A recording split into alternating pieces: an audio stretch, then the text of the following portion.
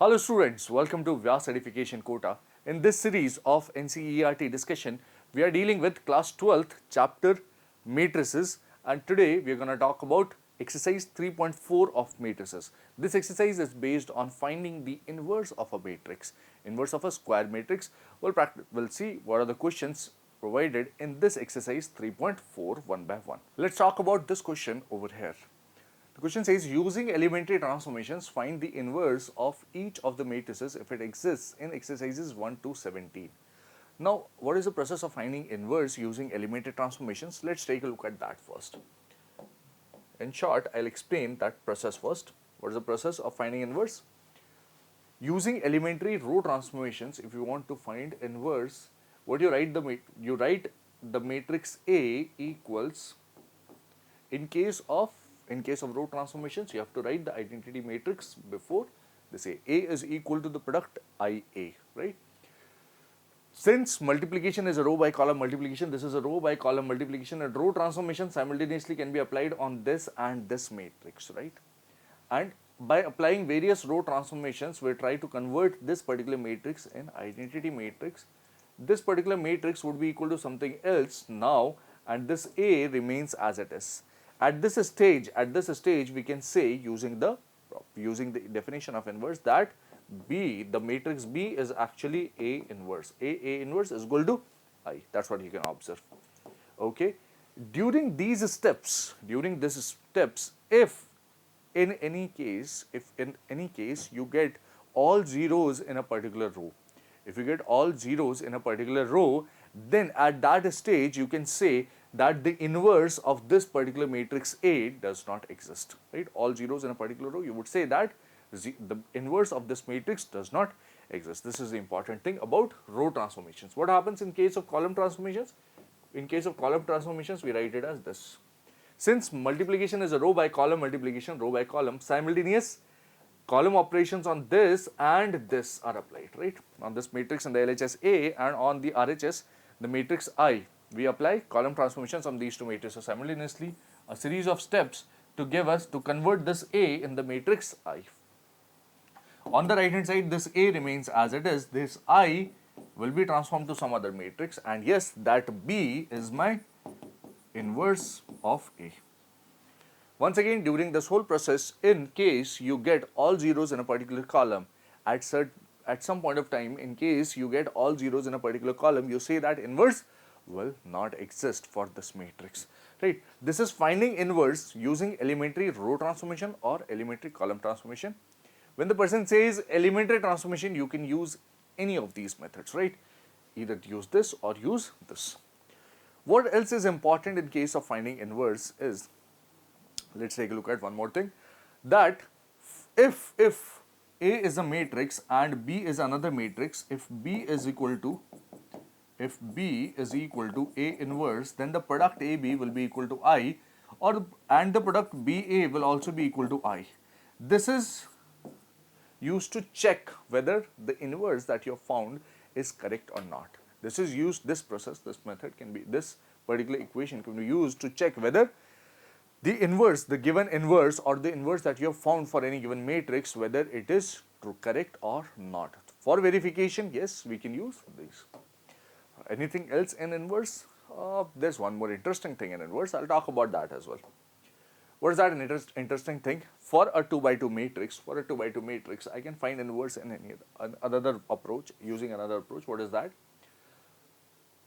A inverse for 2 by 2 matrix, let's say for A equals this matrix A, B, C, D. Okay, we find something called, now this is for those people who have studied something called determinant, right? And who remember determinant, what determinant is. Determinant of A is this expression. This is AD minus BC. Determinant of A is AD minus BC. If this expression, if determinant of A is non-zero, then A inverse would be equal to 1 over determinant of A times another matrix. And what is that matrix over here? Let's observe. The positions of A and D along the diagonal are interchanged, and this becomes minus B, this becomes minus C. This is what I have. at the end of the day, right? So this is the inverse of any 2 by 2 matrix over here. For any 2 by 2 matrix, this is how you can find the inverse using this idea. Okay, is this some kind of shortcut? Yeah, this is a shortcut. So this is true for any 2 by 2 matrix, and once you know this, what you can do is, if you are given a 2 by 2 matrix in the question and you are asked to find the inverse using elementary transformation, verification can be done with the help of this. Verification can be done with the help of this. On the rough side, what you can do is you can find the inverse first and then do the calculations of elementary row transformations or column transformations. They are pretty long calculations, right? We'll have to write each and every step one by one. That's something which we have to do. Anyhow, we'll be following that process of finding inverse, that is elementary transformations process. We'll be using this. No, we'll not be using this over here, but this is something which you should be aware of, right? Right. So keeping this in mind, let's continue and begin with finding the inverse of this matrix over here. We've seen the concepts related to this. Let's see how we find the inverse of this. So using elementary transformation, let's use row transformations. Let's use row transformations. Okay. So for row transformations, we have to write A as IA. You may observe product is a row by column product. That's what we learn in matrices, right? So matrix multiplication that we know of is a row by column multiplication, and since row comes first, this I and A, this product A, we can apply row transformation simultaneously on this A and this I, and at each stage the equality will hold, right? So let's write this matrix first. This matrix is 1, minus 1, 2, 3. Okay, this is equal to identity matrix of order 2, 0, 1 times A. This A will remain as it is, right? And now we'll start applying the row transformations one by one. Now we'll start applying the row transformations one by one on this. This is equal to this times this, or what do you call over here is, or we can probably think of, since we want to convert this in the identity matrix, this number should be 1. Okay, it is already 1. We are not supposed to worry too much about anything over here, about this thing over here. Next, what next? In the first column, we'll try to create a 0 over here. And how do we create a 0? Can you observe that transformation, elementary row transformation is required.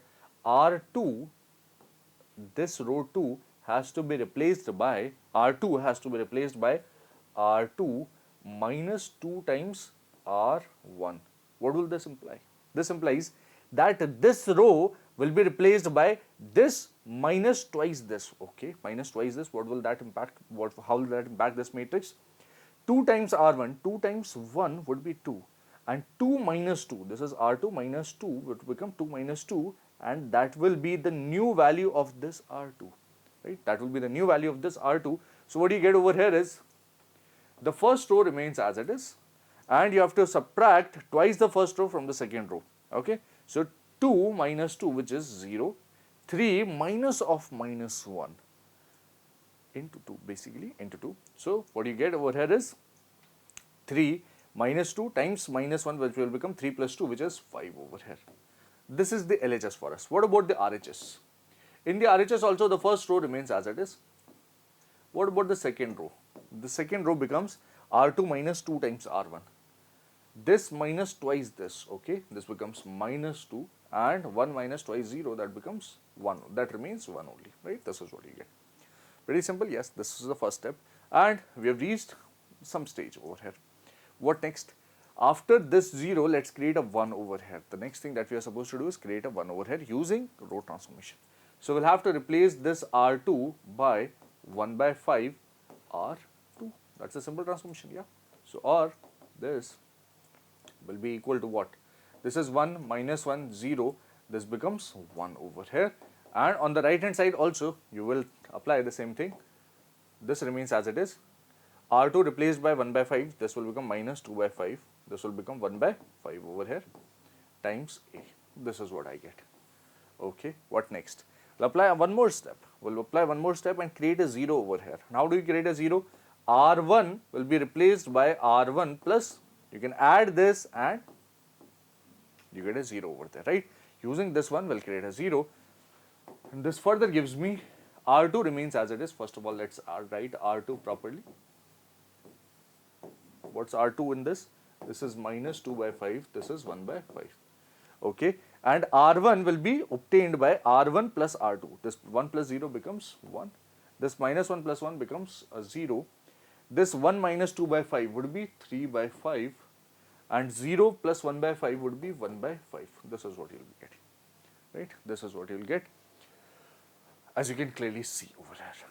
Okay, and once you have reached this stage, which implies I is equal to BA, where B is equal to 3 by 5, 1 by 5, minus 2 by 5, 1 by 5 is equal to the A inverse, is equal to the inverse of matrix A.